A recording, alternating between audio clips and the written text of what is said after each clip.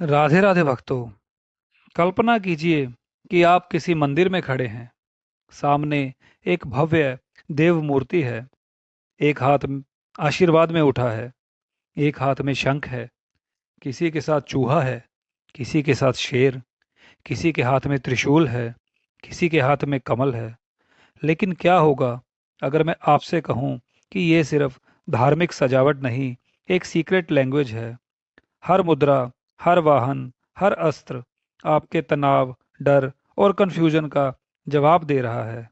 आज हम सिर्फ देवताओं की बात नहीं करेंगे, हम समझेंगे ये प्रतीक आपकी रोजमर्रा की लाइफ को कैसे गाइड करते हैं।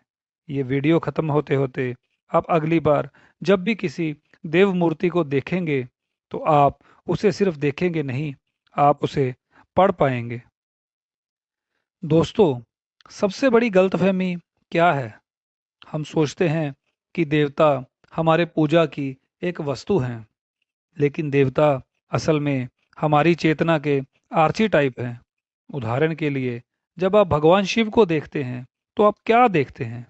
वो सिर्फ भगवान नहीं, वो हमारे आंतरिक संतुलन का ब्लूप्रिंट हैं।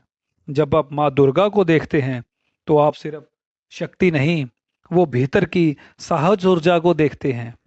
जब आप भगवान गणेश को देखते हैं तो सिर्फ एक विघ्नहर्ता को नहीं, वो बुद्धि और प्रैक्टिकल इंटेलिजेंस के मॉडल को देखते हैं। यानी मूर्ति हमारे मनोविज्ञान और हमारे आध्यात्मिक विज्ञान दोनों को दर्शाती है। क्या आपने कभी गौर किया है कि लगभग हर देवता के हाथ आगे की ओर खुला होता है? इसे कहते हैं अभय मुद्रा। मतलब आप डरो मत। आपकी लाइफ में जितनी भी बड़ी समस्या है, जैसे कि फियर है, एंग्जाइटी है, फ्यूचर की चिंता है, आप जब किसी भी देवता की अभय मुद्रा देखते हैं तो वो आपको एक मानसिक मैसेज दे रही होती है कि स्थिति चाहे जो भी हो, स्थिर बने रहो। दूसरी मुद्रा है वर्ध मुद्रा। इसका अर्थ है देने की शक्ति। इसका क्या लेसन है कि जो व्यक्ति देता है वो मानसिक रूप से कभी भी गरीब नहीं रहता। अक्सर मूर्तियों का एक हाथ अभय मुद्रा में और दूसरा वर्ध मुद्रा में होता है।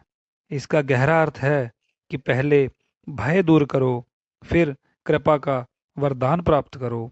यानी जब मन भय मुक्त होता है तभी कृपा और समृद्धि का प्रवाह संभव होता है।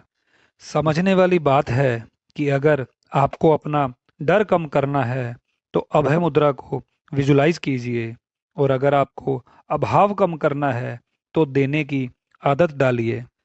अब अगला सवाल ये है कि हर देवता के साथ एक वाहन क्यों होता है? जैसे कि भगवान गणेश के साथ चूहा। चूहा क्या है?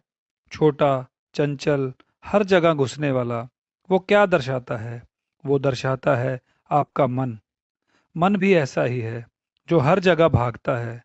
ध्यान दीजिए, गणेश जी चूहे पर सवार हैं। इसका अर्थ है कि बुद्धि को मन पर बैठना चाहिए, मन को बुद्धि पर नहीं। आज की लाइफ में इमोशन ड्राइव्स डिसीजंस इसीलिए गलत होती हैं। पहले सोचिए और फिर प्रतिक्रिया दीजिए। गणेश और मूषक का संबंध हमें सिखाता है कि अहंकार को वश में कीजिए, मन को नियंत्रित कीजिए, बुद्धि को मार्गदर्शक बनाइए। तभी जीवन में सफलता और शांति संभव है। इसी प्रकार माँ दुर्गा की सवारी है शेर।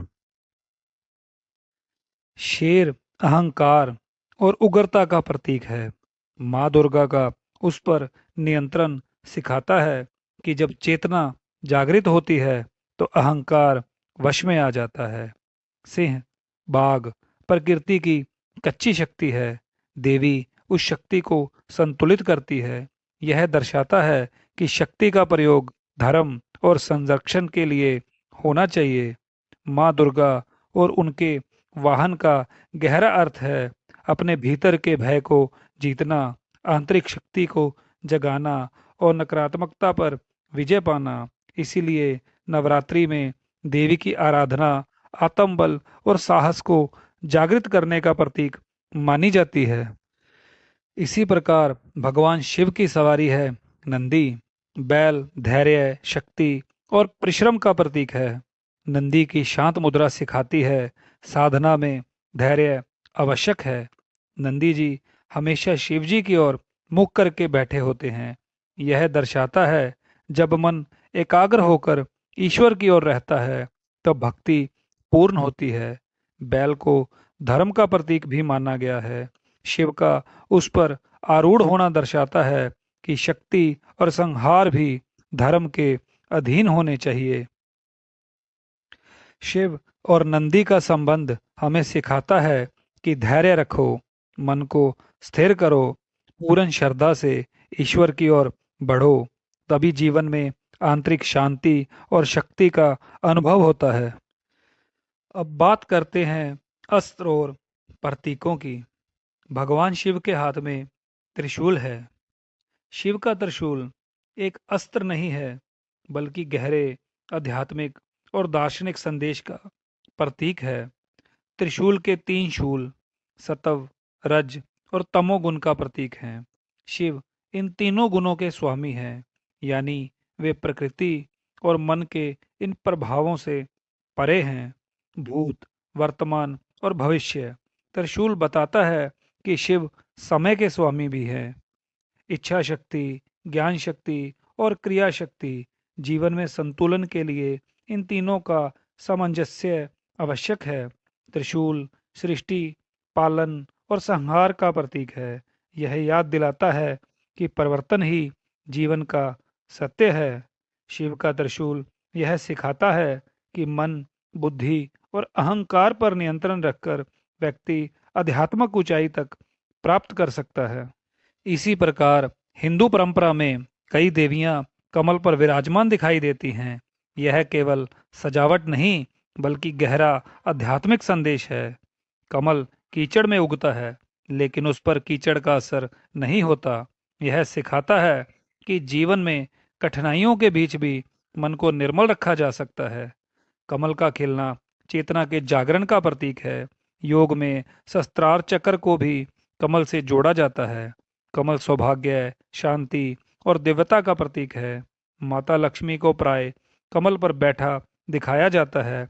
यह बताता है कि सच्ची समृद्धि, धन, शांति, सद्गुण, पवित्र और संतुलन मन में ही स्थिर रहती है। कमल हमें संदेश देता है कि संसार में रहो पर संसार तुम में ना रहे। कठिन परिस्थितियों में भी अपने गुणों को बनाए रखो। बाहरी कीचड़ के बावजूद अंदर से खिले रहो। इसी प्रकार एक और प्रतीक शंख हिंदू धर्म में अत्यंत पवित्र है। पूजा, आरती और यज्ञ की शुरुआत अक्सर शंखनाद से होती है। यह केवल एक वाद्य नहीं बल्कि ऊर्जा और चेतना का प्रतीक है। भगवान विष्णु के चार आयुधों में शंख एक है। यह धर्म की रक्षा और दिव्य ध्वनि का प्रतीक है। शंख से निकलने वाली ध्वनि को ओम की प्रारंभिक नाद से जोड़ा जाता है। यह कॉस्मिक वाइब्रेशन का भी प्रतीक है। मान्यता है कि शंखनाद से नकारात्मक ऊर्जा दूर होती है और वातावरण शुद्ध होता है। शंख समुद्र से आता है और समुद्र को सृष्टि की उत्पत्ति का प्रतीक माना जाता है। शंख पांच महाभूत पृथ्वी, जल, अग्नि, वायु और आकाश का प्रतिनिधित्व करता है। अपने जीवन में सकारात्मक ध्वनि और विचार भरें, भीतर की नकारात्मकता को दूर करें। हर शुरुआत पवित्र संकल्प से करें। यही शंख का संदेश है। अब सवाल ये है कि इसे प्रैक्टिकली कैसे उपयोग किया जाए। 2 मिनट किसी देवता की मुद्रा को ऑब्जर्व करें। पूछें, आज मुझे कौन सी ऊर्जा चाहिए। अगर आपको स्ट्रेस है तो अभय मुद्रा विजुलाइज करें। अगर डिसीजन लेना है तो गणेश जी की ऊर्जा को एक्टिवेट करें। और अगर साहस चाहिए तो दुर्गा माइंडसेट को एक्टिवेट करें। अगली बार जब आप मंदिर जाएं या किसी देवता की फोटो देखें, बस उन्हें देखिए मत। उनसे पूछिए कि आज आप मुझे क्या सिखाना चाहते हैं। क्योंकि देवता आसमान में नहीं रहते, वे प्रतीकों के रूप में आपकी चेतना के भीतर रहते हैं और शायद आपको जिस मार्गदर्शन की तलाश है वो हजारों साल से पत्थर में नहीं, आपके भीतर ही छिपा है। राधे राधे।